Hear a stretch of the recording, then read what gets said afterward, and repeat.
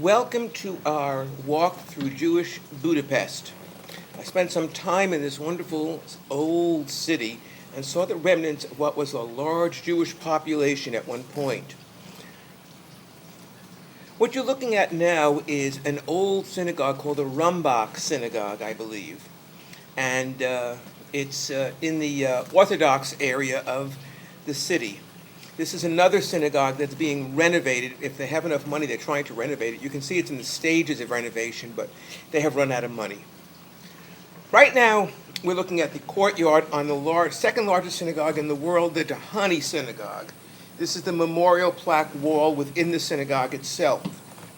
And as we enter the synagogue, we start to see large chandeliers, very, very ornate, decorated columns, and pews and so forth, almost reminding one of something like St. Patrick's Cathedral, if you've ever been in that in New York City. The Tahani Synagogue holds 3,000 people. It is the second largest synagogue in the world, only seconded, beat by Temple Emmanuel in New York City. Attached to it is a Jewish museum, and you can go through and see some of the artifacts that I'm showing you now, such as Torah plates, mantles, Passover plates and items. This is a Passover table that you would see at a typical Jewish Passover dinner. This is a breastplate from a Torah, the 5 books of Moses. This is a holiday gown that a rabbi might wear. Some of the ornate items that go on the synagogue, Torah scrolls, and some menorahs and candelabras, a whole variety of Jewish memorabilia, I guess one might call it. A Kiddush cup for doing the blessing over the wine on the Sabbath. Here, I am not 100% sure what that was from the picture. Maybe the subsequent pictures will show us, oh, these are charity cans where we sometimes put money in to contribute to charity, different kinds of cans. Sometimes they're passed around at the synagogue on the Sabbath. These are prayer books, special books. This is some of the stained glass that you might see in a synagogue, a Torah with a pointer. You're never allowed to touch the actual Torah skin itself. It's a special material. These are the instruments used in a circumcision. The statue you're looking at now is Theodor Herzl, the father of Zionism, whose house once occupied where this museum is. These are some pictures of the synagogue when it was older, and then back to new. A candle holder, candelabra, probably a Hanukkah for Hanukkah, menorah.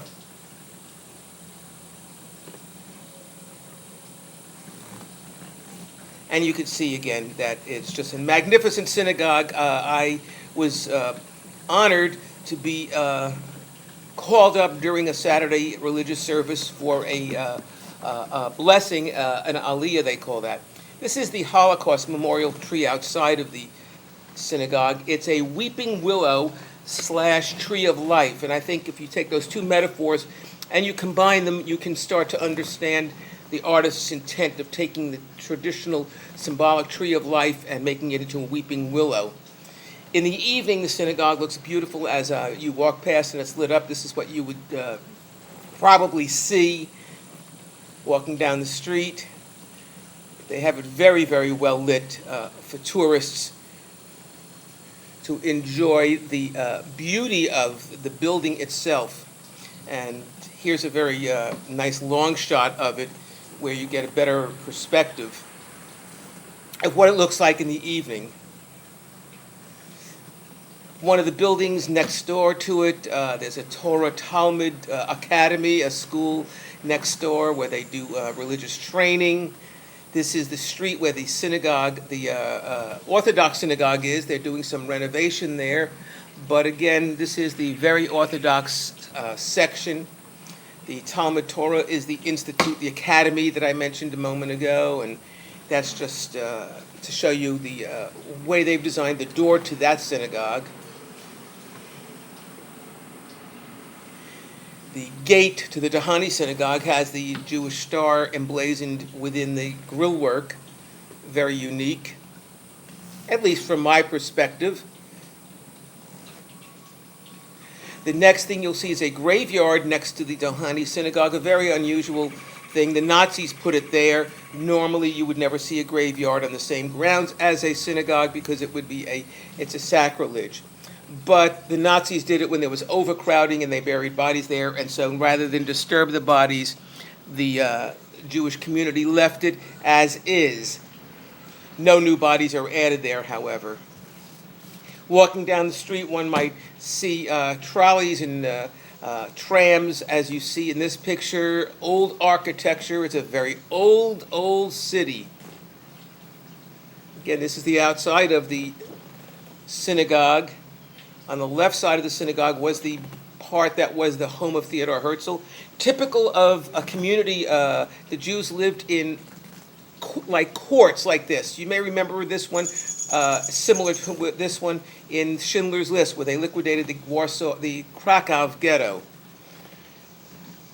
These are just some different angle shots of the architecture of the synagogue itself. A plaque commemorating the life of Theodor Herzl, who again was born in Vienna but grew up in Budapest and lived there. His home was right where that synagogue building is that you see. This is just about a block or two away. It's just the general area of the synagogue. If you turned around and put your back to the synagogue, this is what you'd see across the street, a large boulevard. And we're back to the weeping willow tree of life. The gray building to the right is the Heroes Synagogue, just another older synagogue that's attached to the Tahani Synagogue. We were not able to go in there for whatever reason. I don't remember that they told us. I hope you really enjoyed this very brief introduction to Jewish Budapest. This is Professor Rich Gare wishing you a pleasant day, and of course, as we say, shalom, peace.